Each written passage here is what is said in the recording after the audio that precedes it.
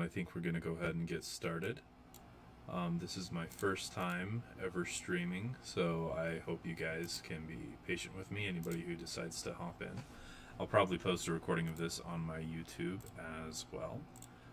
But to get started, my name is Alexander Robb. I'm an author. I am the author of Land of the Ill-Imagined, There Will Be Thousands, Everfont, and When the King Was Born. I've got two more books coming out this year, the sequel to Land of the Ill-Imagined, and also the sequel to There Will Be Thousands as well. And so I'm pretty excited for you guys to see those. But we are going to be going over my apologies. My new book that I have coming out is called The Town. I think we're going to go. And it's one that I'm just going to be writing live. So I'm going to be writing a chapter a week, and then on streams, I'm just going to be going through and doing edits. And so I just kind of wanted to share my process with you guys if you guys are interested in learning how to write yourselves, some do's and don'ts. And every author has their own processes, but I thought this would be kind of a fun challenge to do. I've never done anything like this before. Normally, the only people who hear about my books before they are released is my wife and maybe a few friends and family. So we're going to go ahead and get started. So I haven't thought really about editing this at all yet, because I wanted this to be an authentic experience. So what we're going to do is I'm just going to read through this to start, and then once we've read through it one time, I'll go back up, and then I will we'll get into the editing process. And I'll kind of explain what that looks like. This first chapter is really short, and I'll kind of explain the reasoning behind that in just a second. Okay, so let's get started. I'll just go ahead and read this. Virtue has become a commodity in the town atop hell. Hardly unexpected. The underworld is filled with riches. Contrary to much of the world's belief, you can carry your wealth with you after death. The only caveat, those that go to heaven no longer want it. Those that go to hell hoard it. Uncounted gold and jewels and extravagance lay within the dark realm beneath for any intrepid soul stupid enough to venture forth. Once the bravery is conjured, all that's left to begin the journey is knowledge of the entry point. It used to be a secret. For thousands of years, the town atop hell was a small village with a population in the low hundreds. Some merchant or explorer, or maybe a vindictive exile, spread word of its existence 30 years ago. The curious tourists arrived first, then the scientists, finally the profiteers. Now the once village stands a metropolis shantytown, sitting atop a gaping hole that leads to a world so alien, only those who have been there can describe it. Hell exacts a toll on travelers and treasure seekers. Only virtue can protect you from demons and the elements. Problem is, the people willing to gamble everything they own on a trip down under aren't the type of people who have virtue to begin with. Hence, why virtue is now a sellable service or trade. Turns out that it's transferable for a time. It can be extracted from virgins, children, the intellectually disabled, the poor in heart, the righteous, and the holy, and given to blackguards and greedy pigs without a flicker of a second thought for what they've taken. The process is a sight to make a man with a heart weep. I cried myself to sleep for months the first time I witnessed it. My family stretches back 2,000 years in an unbroken line. We were the first, tasked by the angels of God to guard the pit and prevent anything from leaving. That's what it was called in the old days. Humans can go in, demons can come out. A few hundred years ago, my ancestors had the beasties whipped and scared. We never expected humans to willingly venture inside. It was a contingency that caught us by surprise. So was the wealth within. In all that 2,000 years, not one of my ancestors had the curiosity to investigate the interior of what they were guarding. We still stand guard. Most people ignore us. The local government allows us to exist outside the regular order because they're not sure what to do with us. They're scared if they remove the servants of God, the demons might get loose, or the money pit might dry up. They haven't considered the money will dry up anyway, regardless of what's done to my family. Virtue isn't an inexhaustible resource. The more people who give up their virtue, the more wicked people exist, the less righteous there are. It's simple math. None of the ruling powers that be have paused to consider how much their mad rush is blurring the line between earth and hell. But I have, and it terrifies me. So just starting off, there's a lot that can be fixed about this first chapter. I would think I think the individual paragraphs themselves are fine, but a lot of the transitions are really weak. And just to clarify, I think I probably should have started with this. This book is called The Town Atop Hell. It's inspired by a lot of progression and dungeon RPG crawling novels or fantasies.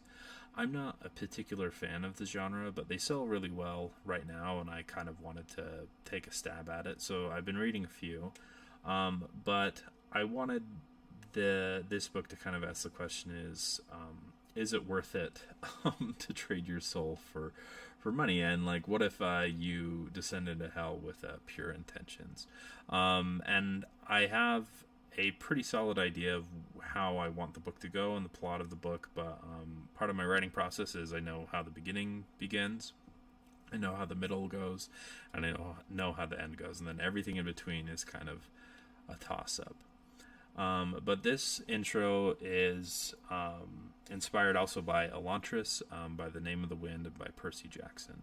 Now, a lot of the information that's in here about what the town is, about who our main character is and his family, about why virtue has become a commodity, are things that can be explored later on in the book in a natural way instead of having an info dump here, because this is a very expository, or it's a lot of exposition to throw at the reader right here. Elantris does this as well. Brandon Sanderson's Elantris. It starts with a description of Elantris, the people that live there, and then the first kind of chapter or introduction ends with I think the line is Elantris was a city of eternity. Eternity ended 10 years ago. So it's got a really strong hook.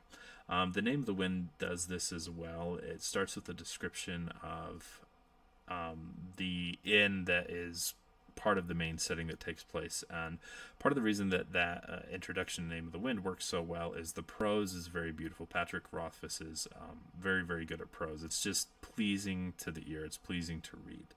And then the final example, Percy Jackson. The intro that Percy Jackson has is not as long as the others. It's like 2 paragraphs, but it's some exposition. It's some exposition as well. It's like if you have an inkling that you might be a half-blood, don't continue reading. Go to Camp Half-Blood. And so it's that hook. And you can't do this kind of opening with all stories. We'll see if this opening works here. As I get further into the book, it will kind of get a general understanding of whether or not we should move a lot of this information back into the heart of the novel so it can come up organically, or if it's fine right here. I am partial to this opening because I feel like it immediately tells you what the book is about. It's not too long. It's less than a page. I think this whole thing is like 500 words, which is really more of an introduction. You can see I've written a little bit further, but we've got a page break right here, but we're just going to be focusing on this. And so it's not too long. It's not too much to ask of the reader before we get into the heart and meat of the story. And also kind of has an interesting premise is that, you carry your money with you after you die, but only like if you go to heaven, you don't want it. If you go to hell, you hoard it. And so awesome. We'll get into the editing portion now, I guess. So for to start off, I think virtue has become a commodity in the town of Top Hell. I think that's a pretty strong opening line. I'm really bad at this. I apologize. I've never had to talk while editing out loud before. So I don't think there's anything. I just and I go based on a lot of feeling. I don't think there's really a lot we have to fix here. I'm going to go ahead and read the second paragraph out loud. Hardly unexpected, the underworld is filled with riches. Contrary to much of the world's belief, you can carry your wealth with you after death. The only caveat, those that go to heaven no longer want money. This is something we can do. We can make things more specific. So anytime you can remove it, when you can be more specific, you want to kind of consider it. So will the audience understand that it in these 2 sentences refers to wealth? Probably, but if you can make it more specific, you want to go ahead and do that. And a lot of this is going, guys, is going to be rereading stuff and rereading stuff until it sounds right. Um, Also, I don't know if this is the correct word. It just sounds a little juvenile. It works. It functions as a word, and it conveys the meaning of the story. But there's things you can do to evoke more of an idea of what you're going for. So, contrary to much of the world's belief, you can carry your wealth with you after death. The only caveat: those that go to heaven no longer want money. Those that go to hell hoard it. I think we can leave the second it. I don't think it really needs any more explanation than we already have. You don't really need to evoke any more imagery, and plus it works in conjunction with money. I think the reason that it right here didn't work is because we repeat this twice in a very short period.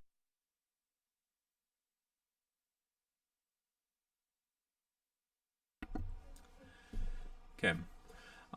Uncounted gold and jewels and extravagance lay within the dark realm beneath for any intrepid soul stupid enough to venture forth. This sentence is a little long for my liking, so we're probably going to split it into two. This is a good spot to break that up.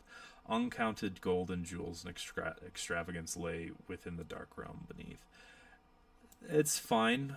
This sentence, I'm not really a fan of it, but we'll just kind of leave it there for now. When I go back on my second round, I'll kind of look at that, see if it's something I want to fix. But then we got to figure out what to do with this sentence. We can actually probably just delete this. It's not really needed because this sentence exists, and part of my writing style is I want to say as much as I can without explicitly telling the reader. So uncounted gold and jewels and extravagance lay within the dark realm beneath. Actually, I'm going to get rid of beneath as well. It's just not necessary there. So uncounted gold and jewels and extravagance lay within the dark realm. Once the bravery is conjured, all that's left to begin the journey is knowledge of the entry point. So this is an all right sentence, but it's very non-specific as well. So we're gonna spruce it up a little. So once the bravery is conjured, all that's left for an individual, or actually let's do explorer and change their journey beneath is knowledge of the entry point. So that sounds a lot better.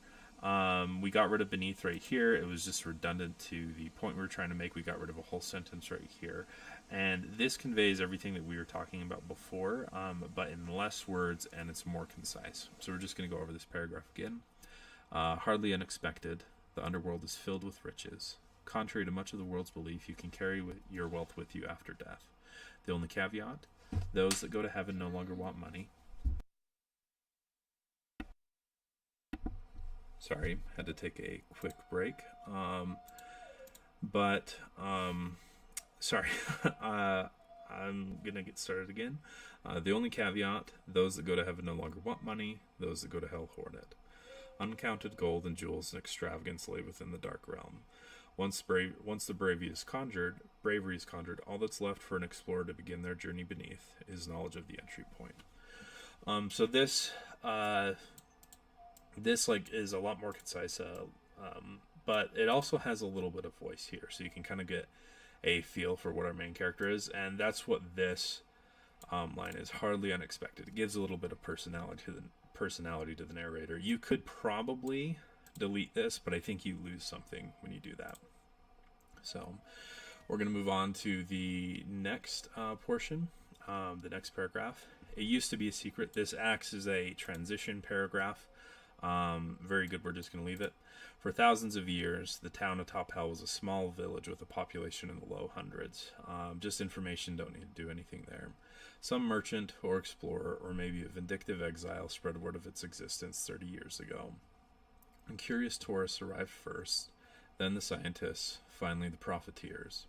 Now the once village stands a metropolis shanty town, sitting atop a gaping hole that leads to a world so alien only those who have been there can describe it. I don't like how long this sentence is. It feels a little run-on-y to me. Um, and this is kind of part of the editing process as well. I may end up deleting this clip right here. But when you're editing, sometimes you will look at a sentence like this and you won't know how to fix it right away. And so you have to kind of like play around with it. I like the now the once village stands a metropolis shanty town. So I'm not going to change that. So the problem is going to be sitting atop a gaping hole.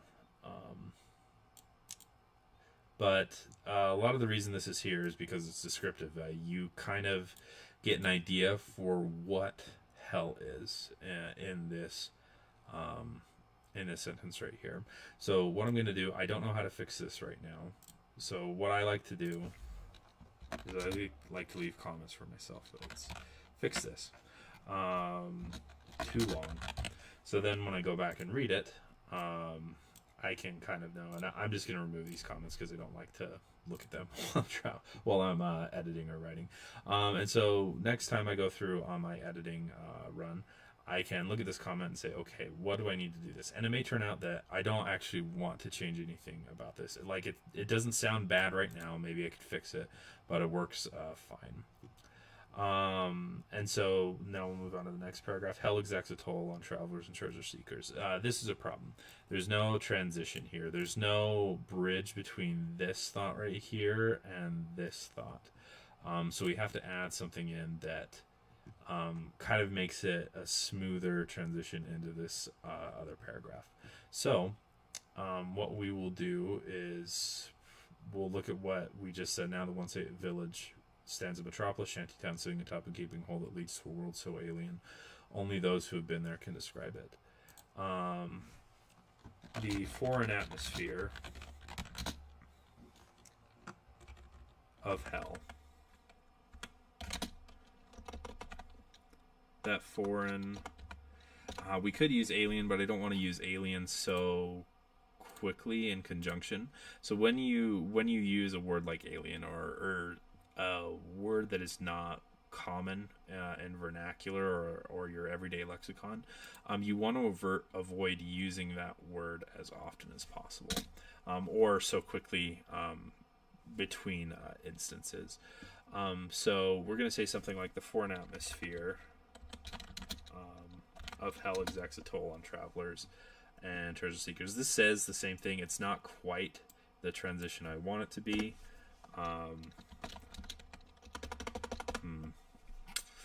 Only virtue can protect you from demons and the elements that live within.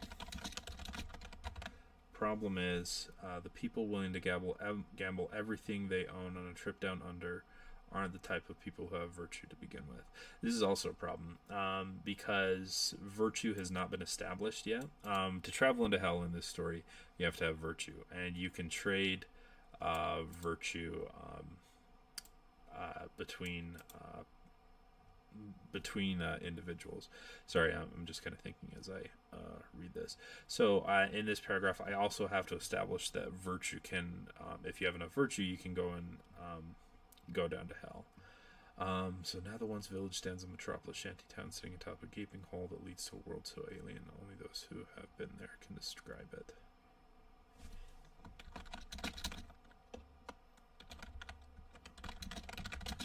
Even the atmosphere itself chokes you.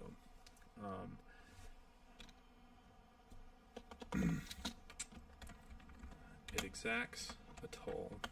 And then see, even the atmosphere of hell chokes you. So even, this is still not super strong, but even acts as a transition word between this paragraph and this paragraph. So you can go, even the atmosphere of hell chokes you. It exacts a toll on travelers and treasure seekers and robs them of their identity. And this establishes kind of the cost of traveling into hell and what the problems of it can be. And I'm not sure if I want to have it rob them of their identity, but we're going to leave it in, maybe change it later. It exacts a toll on travelers and treasure seekers and robs them of their identity and souls. Only virtue can protect you from the demons and elements that live within. Oh, see, I did establish that virtue can protect you. Only virtue can protect you from the demons and the elements that live within. The problem is the people willing to gamble everything they own on a trip to hell. I'm actually going to move down under because I don't like that phrase. On a trip to hell aren't the type of people who have virtue to begin with. We're going to change who have. It's just a little bit of passive language. Actually, just going to get rid of have to who possess. Aren't the type of people who possess virtue to begin with. That sounds a little bit better.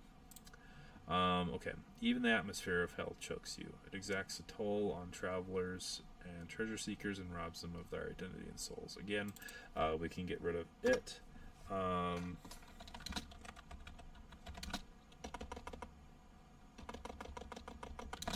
Poisonous aura weighs heavy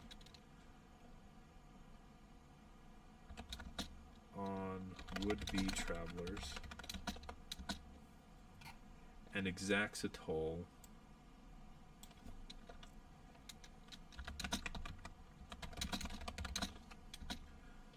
to rob them of their identity and souls.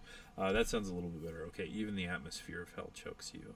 Poisonous aura weighs heavy on would-be travelers and exacts a toll to rob them of their identity and souls. Only virtue can protect you from... Okay, that is pretty good. We're going to focus on this sentence right here. So, virtue is the only trait that can negate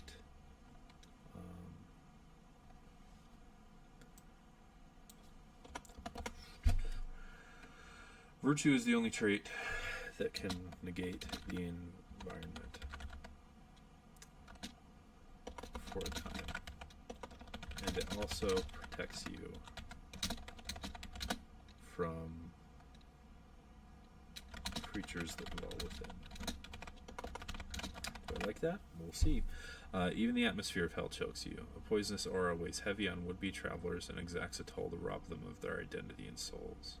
Virtue is the only trait that can negate the environment, and only for a time.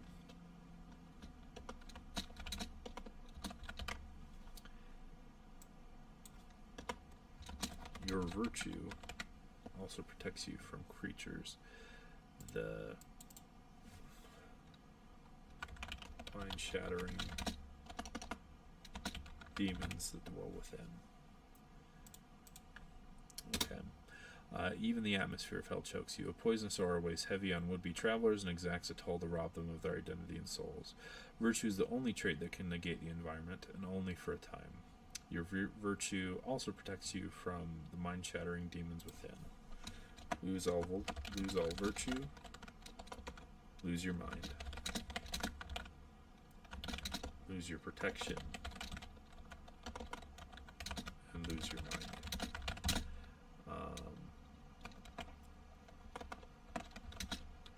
Pretty good reason not to venture inward.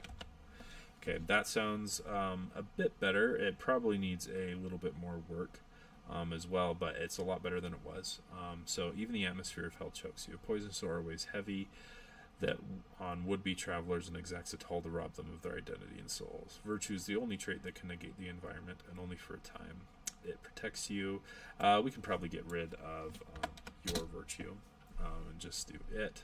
I wish we could do something more descriptive here, but for now I'll just leave it because it functions just fine. Protects you from the mind-shattering demons that dwell within. Mind-shattering demons and worse entities that dwell within. And this, so the reason I've done that, it kind of adds a little bit of mystery to things going forward. Because what could be worse than demons? Well, as we go through the story, we're going to find out. So it's a little bit of a morsel for readers who are kind of paying attention. Lose all virtue, lose your protection, lose your mind. We can probably get rid of the and right here, because this not a proper sentence, but it adds personality. It adds a little bit more to understanding who is narrating here. It's a pretty good reason not to It's a pretty good reason not to venture inward. So I like this paragraph a lot more. It works a lot better. So then we separated this. Problem is, the people willing to gamble everything they own on a trip to hell aren't the type of people who possess virtue to begin with. That's a good transition phrase. Hence, why virtue is now a sellable service or trait. That it turns out that virtue is transferable, and we're going to capitalize virtue. We may change that later, but virtue is kind of like the magic, and capitalizing it, I don't know if that's a rule, to be honest, but it just it's kind of like if you were to capitalize Mistborn, I guess. Maybe that's or Radiance in Stormlight Archive, hobbits, elves, Tolkien. Maybe not, we'll see. That's not something I'm super invested in, but we're gonna continue. Hence why virtue is now a sellable service or trait. Turns out that virtue is transferable for a time. It can be extracted from virgins, children, the intellectually disabled, the poor in heart, the righteous, and the holy. It is given, we're gonna end that. It is given to blackguards and greedy pigs without a flicker of remorse. We're gonna get rid of a second thought. It just sounds clunky, and we're going to change it to remorse. Okay. It can be extracted from virgins, children, the intellectually disabled, the poor in heart, the righteous, and the holy. It's given to blackguards and greedy pigs without a flicker of remorse for what they've taken. The process is a sight to make a man with a heart weep. I cried myself to sleep for months the first time I witnessed it. Weep sounds a little bit closer to sleep, but I'm just going to leave it for now because I don't want to rework this last sentence. But this, there wasn't a lot of work to do in this paragraph right here. We did have a little bit of work to do. And this sentence is a little long, but it's necessary. You need to know, the audience needs to know how awful the process is. Blackguard is a little bit of an older word, but I like using that. It means, well, let me just look it up and give you the correct definition. A man who behaves in a dishonorable or contemptible way. But I like the use of that word. It kind of gives you the idea that even though the person who is speaking has this personality up here, he also he comes from an older family. He comes from a more traditional family, using a word like this. The process is a sight to make a man with a heart weep. The implication here, and I apologize, is, and I'm sure this might have crossed your mind as we've been going through this, is probably rape. Now, in this world where you can take virtue from somebody, is that probably a thing you could do? Yes. We're not going to discuss that within the narrative text. It may be implied. I'm just not a fan of including stuff like that overtly. If it does need to be included, such as in There Will Be Thousands, I like to imply it. The method which virtue is taken is going to be different than that, and we'll set that up later. But when I write my stories, I like to deal, I am just a fan of somebody, like I'm somebody who's a fan of darker content, heavier themes. I like those themes to be presented in a way that is easily digestible, I guess, where your mind does most of the work rather than the description. I think that's more tolerable. Okay, so this paragraph is good. We need to transition here between my family stretches back 2,000 years in an unbroken line. Pretty simple. We don't need a lot here.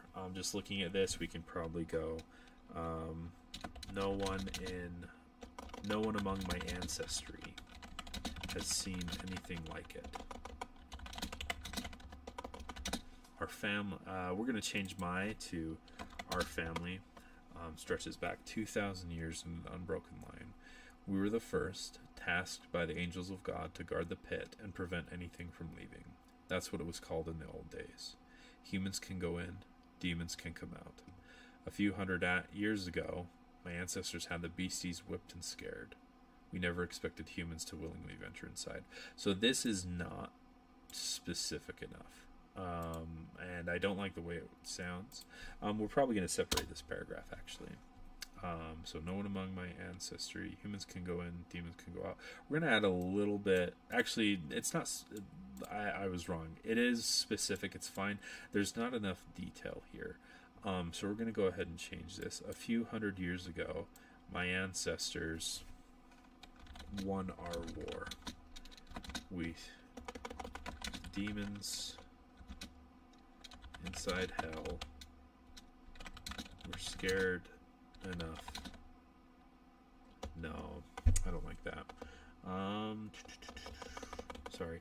I may take a pause. I may clip this part of the stream and then edit it later, because I need a second to think about what I'm going to put here. Okay. With swords and might and magic, we did not seal the entrance to hell, but we terrified the demons so badly. And I don't like that word. I don't like badly, but we'll just leave it there for now. They never wished to emerge again. We kept our vigil. No, we celebrated. Kept our vigil. Demons are crafty. And have patience of a stone. The chance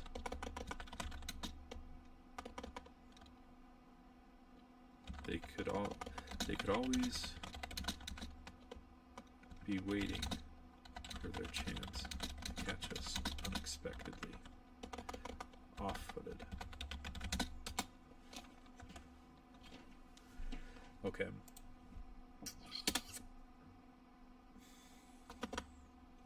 Okay. A few hundred years ago, my ancestors won our war with swords and might and magic.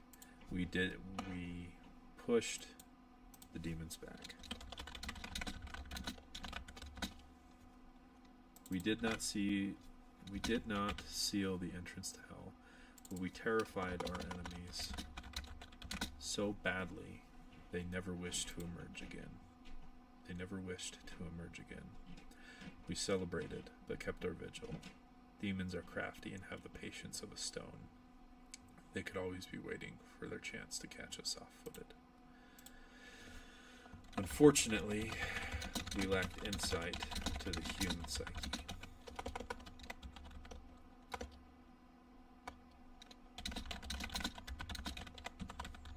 Our enemies existed both within and without, and we never expected humans to willingly venture inside. So this is just making things a little bit, giving a little bit more detail in the background. Maybe it gets the reader a little bit more invested with swords and might and magic. This also makes things a little bit more difficult for us later on, because this story takes place both in the real world and in the fictional setting of hell. And so we now have to come up with some kind of magic in this unspecified town that can exist inside the town, but has not spread outward and only kind of exists in this area. We mentioned angels and God earlier, so we'll probably tie their capabilities to that. Sorry. I'm going to read this one more time just to make sure I like it.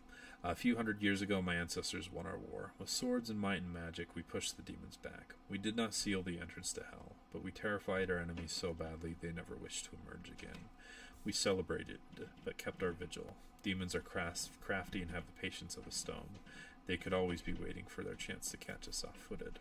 Unfortunately, and then there's still something more that could be done here. I don't know what.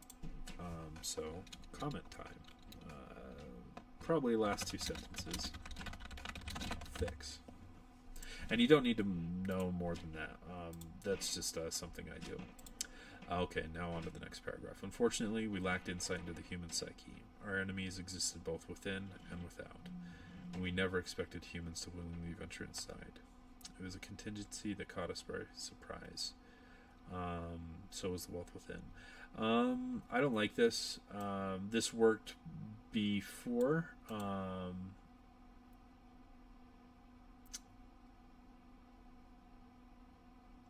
But now it does not, because we added because we added this, and our enemies existed both within and without. We never expected humans to willingly venture inside.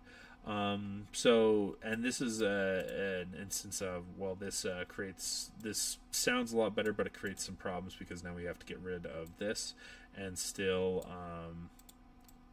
keep this, because this is where you find out, like, the wealth was described here, but now you find out why the wealth has never been discussed before now. So unfortunately, we lacked insight into the human psyche. Our enemies existed both within and without. And this is improper right here. You should probably put something right here.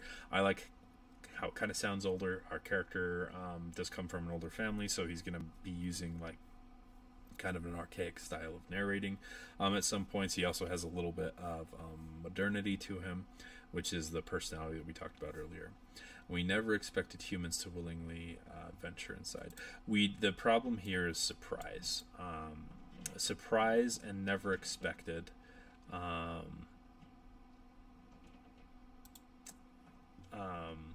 And so we have to do something here. So we can play around a little bit. Our enemies existed both within and without.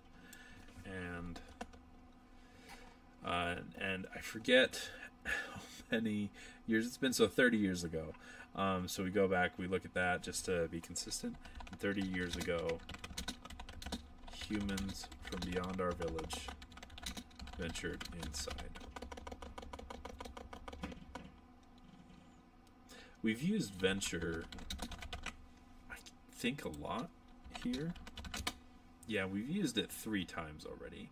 Venture inward, venture inside. Ooh, we're probably going to get rid of 2 of those. We're definitely going to get rid of this latest one.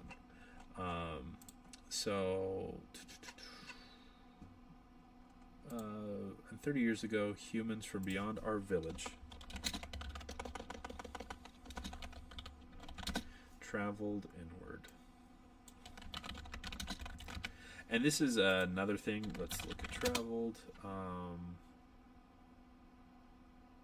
Okay, so we only have one instance. That second instance of traveled is in the next chapter. But this is something that you want to be aware of when you're writing. Is you never like venture inward is not a bad phrase. It's descriptive. It does exactly what you want to do. Where the problem is using it too much causes a problem, and it just creates repetition. It doesn't sound very good. Even these are. Oh wait, I only have one venture. In the first chapter. The second one is in the second one. I'll still want to change that, because you want to avoid repetitive phrases, and we'll go over that next week when I am editing live. But for now, we're just going to keep that as it is. But try to avoid repetitive phrases like that. This is where you get memes, like in the Wheel of Time. Nynaeve tugged her braid. She doesn't actually do that all that often throughout the series. I googled it the other day. There's like I think, let me look it up, I think it was less than 20 times tugged her braid throughout the entire series. It was actually a little bit over 60 times. But here's the thing, this is on the Wheel of Time forums, so take it with a grain of salt, because this guy could be lying. But somebody says that they did a count, but she only tugged her braid 60 times over the course of a whole series of books. Now there's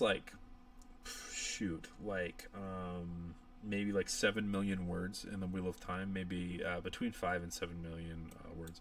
So 60 times among those 7 million words, not bad. However, they do specify that she tugged her braid 20 times in The Dragon Reborn, and that's the 3rd book in the series. And so that's why it became a meme, is because it happens so often in one singular book that people caught onto it, and like it, even though it rarely happened in the rest of the series, like it stuck. That's like a defining characteristic of 9/8. So be careful about the words and the phrases you use continually. Every author has their favorites. Brandon Sanderson, for a time, I think in Words of Radiance and Oathbringer, the word was undulating, which is a really cool word. I really like it. But he used it, I guess, frequently. I never caught on to it, but it kind of became a meme within the fandom of people who love Brandon Sanderson, is that everything undulates. Shallan's hair undulates. The Midnight Essence underneath the tower in Oathbringer, it undulates. So just be careful. We still stand guard. Oh wait, I am not done with this. Unfortunately, we lacked insight into the human psyche. Our enemies existed both within and without, and 30 years ago, humans from beyond our village traveled inward.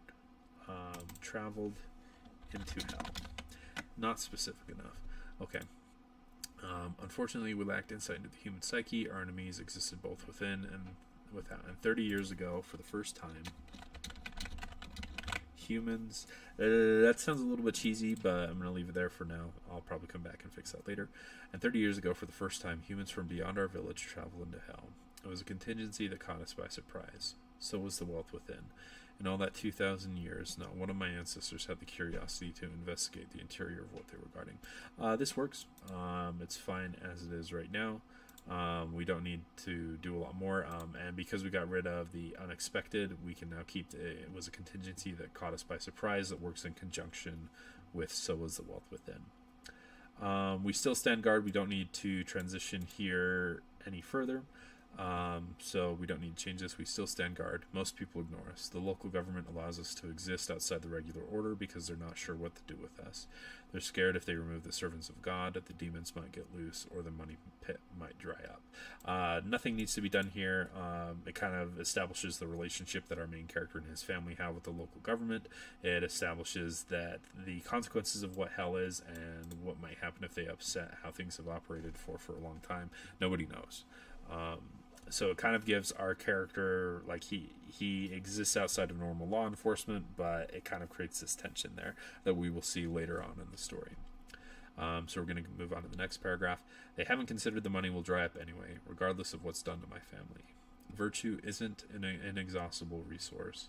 The more people who give up their virtue, the more wicked people exist, the less righteous there are. It's simple math. None of the ruling powers that be have we can probably get rid of that be. None of the ruling powers that have arisen. And we use have 2 times right here, but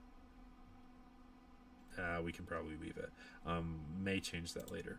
But none of the ruling powers that have arisen have paused to consider how their mad rush to accrue wealth and fame is blurring the line between heaven and earth. But I have, and it terrifies me. And this sets up the entire hook of the book and the conflict. This guy, he has an old family that guards hell. People are coming in to exploit it, and nobody knows what's going to happen. And he is very terrified. So this opening chapter, not very long. Most chapters in most books, and this is an average, so take it with a grain of salt, between 2,000 to 5,000 words. This one is 671. Again, this is because this is an introductory chapter. It's not meant to be long. It's meant to tell you everything you need to know about this world, and then I can thrust the reader into what I want them to experience. Does this kind of opening always work in books? No. It is often better to disseminate this information and drip feed it to the audience over a period of time. However, I think the concept here is simple enough and compelling enough that readers will be fine with this kind of opening. And this is where the phrase "killing your darlings" comes into play. I really like this ending right here, and I really like the beginning. Hardly unexpected, the underworld is filled with riches, because this kind of turns on its head the idea that most of humanity has, which I think is true, but in this fictional world it's not, is that you can't carry your money with you. Well, the people that go to hell do, and they hoard it and they fight over it. And you can steal from them if you're alive. And then the last one is, like, people are becoming really, really evil. They're becoming really, really wicked in order to go into hell. They are stealing virtue from others, and nobody knows what is going to happen. So yeah, this is been fun. Thank you for everyone who checked in. I think I had one viewer. Thank you, dear viewer, for stopping in. This will be a weekly thing. Later, or this will be a weekly thing every Thursday at 8. I'll be editing and going through kind of my process and showing you guys, just writing this along with you. I hope we can kind of grow our audience. Hopefully people enjoy this. It is not going to be it's going to be a darker story, but ultimately I love telling stories of hope and stories that really compel people to be better. Most of the books that have influenced me have been that way throughout my life. They have really made an impact on me, and brought me to a few changes in life, and so that's what I'm hoping to do with this book as well. We're not going to use AI to write this at all. This is something else that I should say. Part of the reason that I'm doing this stream is because AI has become so prevalent. I want to show people that you can still write a book, and it can still be good even in the world of AI. Part of the joy of writing and editing is it comes from you. It doesn't come from a machine. Now, there's a debate on whether or not, if you write using AI or you write yourself, whether it's not it's yours. I think that there's a process in creation that comes from your soul. And maybe that's a little esoteric for anybody listening, but writing, any act of creating, any act of drawing, it has an effect on the person who's creating, and you lose that when you use AI. So sweet. I will see you guys next week. I hope you enjoyed kind of the process that we went through here. Thank you to this one viewer who has stuck around. I'm looking at the stream right now. It looks like you, I don't know when you joined, but thank you for joining. And if you have any friends, feel free to invite them if you're interested in learning how to write. I'd love to have you here again next week. Have a good one.